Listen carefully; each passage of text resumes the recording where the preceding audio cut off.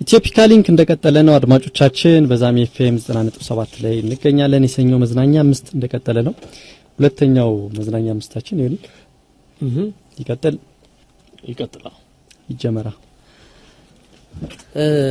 መጀመሪያው እንዴት ጤና ወጣት የመስለን ረጅም ጊዜ መቆየት እንችላለን የሚል ነው። አንዳንዴ የምናስረጃውም ራሳችንን ልማዶቻችን ማለት ናቸው እና ጤናማ ሆኖ ወጣት እንደመሰሉ ለመቆየት ሁሉ የሚመከሩ ነገሮች አሉ። አንደኛው ደስታ ነው። ከደስታ ለመራቅ ነው። ጉጉ መሆን ነው ለነገሮች፣ ጥያቄዎችን መጠየቅ፣ ጉዞ ማድረግ፣ መማር፣ እንደዚህ ነገሮች በጣም ወሳኝ ናቸው።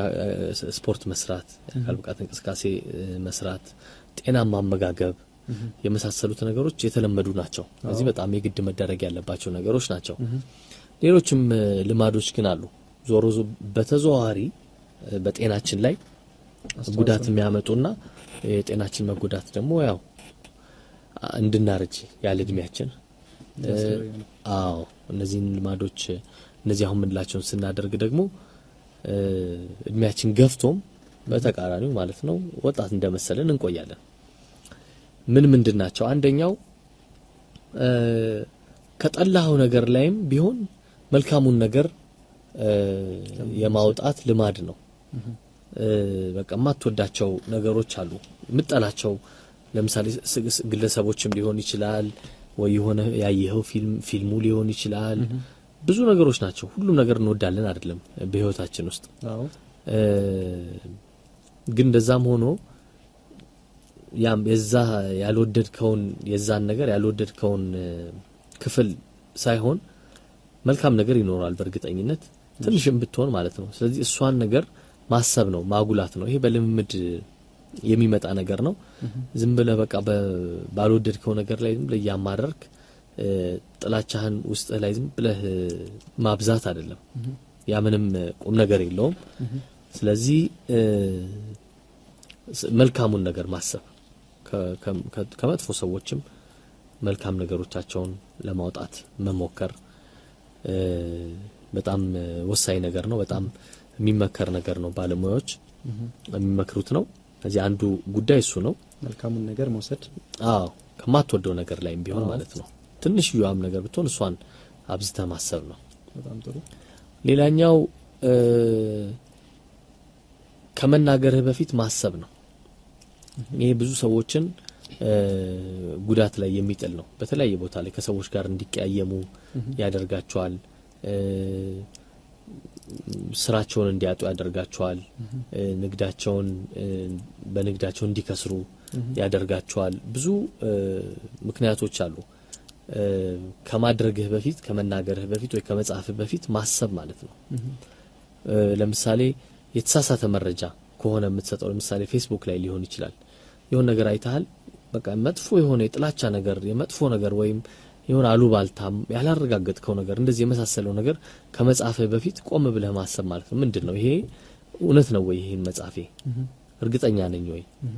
መጻፌስ ምንድነው ጥቅሙ? ለአንባቢው ምን ይጠቅመዋል? መልስ ለሰጠው ሰው ምን ይጠቅመዋል? ለሌላው ምን ይጠቅመዋል?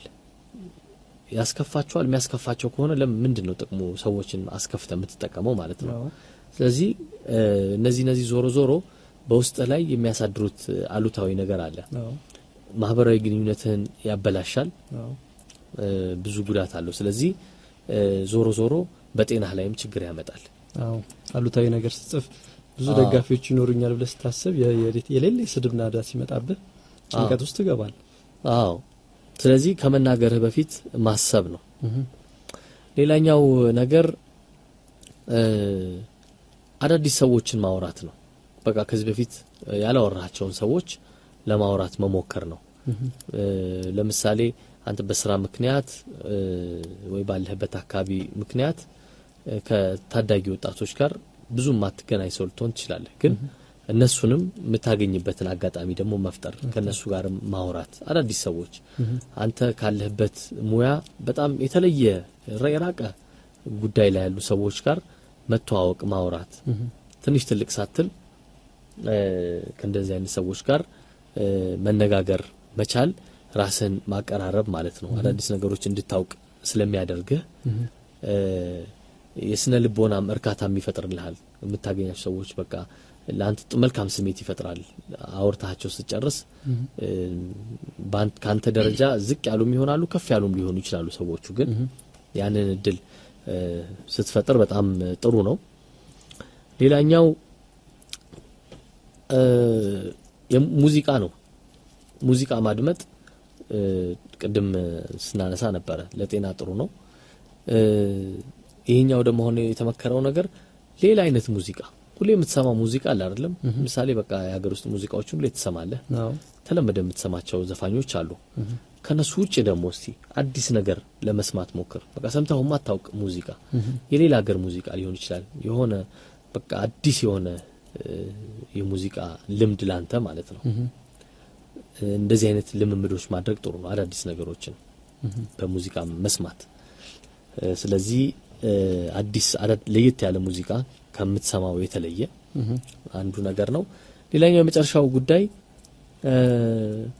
ከምቾት ቀጠና መውጣት ነው ከዛ ከቀጠናችን ላይ ከተመቻቸንበት ላይ ይደብረናል መውጣት በብዙ ምክንያቶች አዎ ግን ትርጉም የለውም ብዙ ጊዜ ስንወጣ ነው በህይወታችን ደስተኛ የምንሆነው መውጣት ማለት ለምሳሌ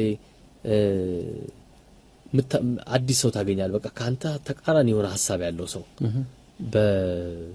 የፖለቲካ አመለካከቱ የተለየ ሊሆን ይችላል ሌላው የማህበራዊ ጉዳዮች የማያግባቧቸው ሰዎች ሊሆን ይችላል ስለዚህ አዲስ ሐሳብ አዲስ ሰው ነው ማለት ነው ላንተ ሁሌ ከምታገኛቸው ሰዎች የተለየ ነው ማለት ነው ግን ያ ሲባል ከሱ ጋር ተገናኝተ ተናቆር አይደለም ቢያንስ በሰላማዊ በሆነ ነገር ሐሳቦች ለመለዋወጥ ሞክርና ለማድመጥ ሞክር ነው ስማ ምንም ይሁን ለመስማት ሞክር ነው ሄደህ ማታውቀው ቦታ ልትሄድ ትችላለህ ብቻ ካለህበት ነገር የተለየ ማለት ነው ሁሉ ድግግሞሽ ከምታረጋቸው ነገሮች በአዲስ መስመር ለምሳሌ አካል ብቃት እንቅስቃሴ የምትሰራ ከሆነ ሁሌ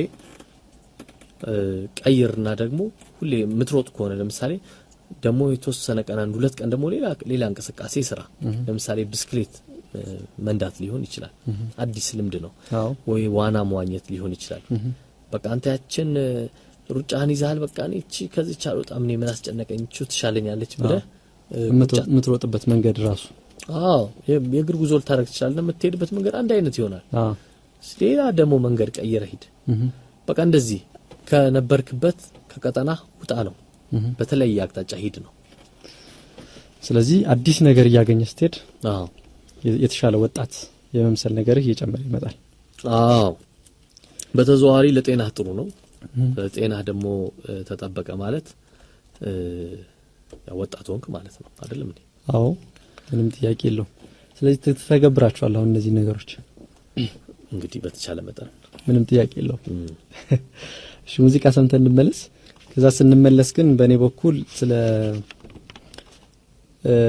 ደፋር የሆኑ ሰዎች 5 ደፋር የሆኑ ሰዎች ተሰሯቸው ናቸው አዎ ታሪኮች ናቸው ድፍረታቸው ምንም አልተቀማቸው የቀበጡለት የሚያሰኝ ማለት ነው አዎ ስለዚህ እነሱን እናነሳለን ከዛ በኋላ ደግሞ የሚስጥሮቹ ጉዳይም አለ በቅርብ የተደረሰባቸው ሚስጥሮች ያለማችን ሚስጥሮች በእኔ በኩል ስለ ስንፍናዎቹና ሰነፎቹን አነሳለሁ የፍቅር ክትባታችንም ማለት ስለመለያየት ነው ዛሬ እስከ ምሽት 1 ሰዓት ድረስ አብራችሁን ቆዩ ፕሮግራሙ ኢትዮፒካ ሊንክ ነው የምንገኘው ዛሜ ኤፍኤም 90.7 ላይ ነው ሙዚቃ ሰምተን ስንመለስ ይቀጥላል መዝናኛ አምስቱ